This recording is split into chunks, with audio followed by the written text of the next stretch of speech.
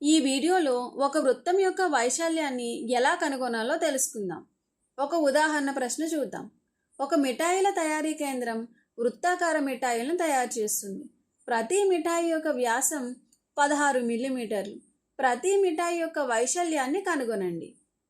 సాధన చూద్దాం. ఇక్కడ మిఠాయి అనేది మనకి వృత్తాకారంలో ఉంది మరియు దీని వ్యాసం ఎంత ఇచ్చారు? 16 మిల్లీమీటర్లు. అంటే ఈ విధంగా వృత్తం కేంద్రం గుండా పోయే రేఖాఖండం యొక్క పొడవును వ్యాసం అంటారు. ఈ వ్యాసం ఎంత ఇచ్చారు? D = 16 మిల్లీమీటర్లు. ఇక్కడ మనకి వ్యాసం ఇచ్చారు కాబట్టి వ్యాసార్థాన్ని కూడా కనుగొందాం. వ్యాసార్థం అంటే ఏంటి? ఈ వ్యాసంలో సగం. అంటే వ్యాసార్థం విలువ ఏమవుతుంది?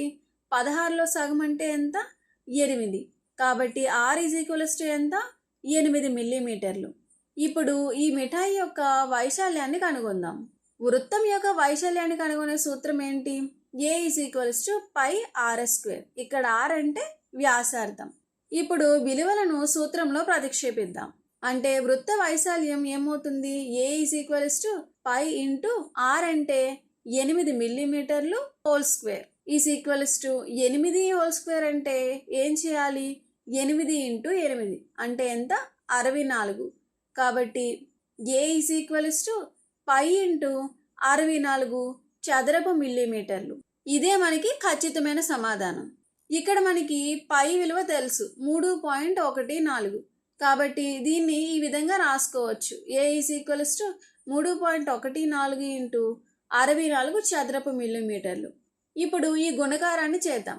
3.14 × 64 ఏమవుతుంది? మనకి 4తో గుణించినప్పుడు 1, 2, 5, 6, అలాగే 6తో గుణిస్తే 1, 8, 8, 4. ఇప్పుడు ఈ రెండు అంకెలు కలిపితే ఎంత వస్తుంది? 2, 0, 0, 9, 6. ఇక్కడ చూసినట్లయితే మనకి 2 స్థానాల తర్వాత బిందువు ఉంది. కాబట్టి 2 స్థానాల తర్వాత బిందువుని పెట్టుకుంటే ఎక్కడ వస్తుంది? మనకి 2, 0, 0 పక్కన వస్తుంది. అంటే మనకి 3.14 × 6, 4 గుణిస్తే ఎంత వచ్చింది? 200.96. అందువల్ల వైశాల్యం A = దాదాపుగా ఎంత అని చెప్పవచ్చు? 200.96 చదరపు మిల్లీమీటర్లు లేదా మిల్లీమీటర్ స్క్వేర్. ఈ విధంగా కొన్నిసార్లు మనం పై విలువకు సుమారు విలువ 3.14ను ఉపయోగించి సమాధానం కనుగొంటాం. అలాగే కాలిక్యులేటర్లో ఉన్న పై యొక్క మరింత ఖచ్చితమైన విలువను ఉపయోగిస్తే మనకి వైశాల్యం ఎంత వస్తుందో చూద్దాం. పై × 64 చేస్తే ఎంత వచ్చింది? ఇక్కడ 201.0619298.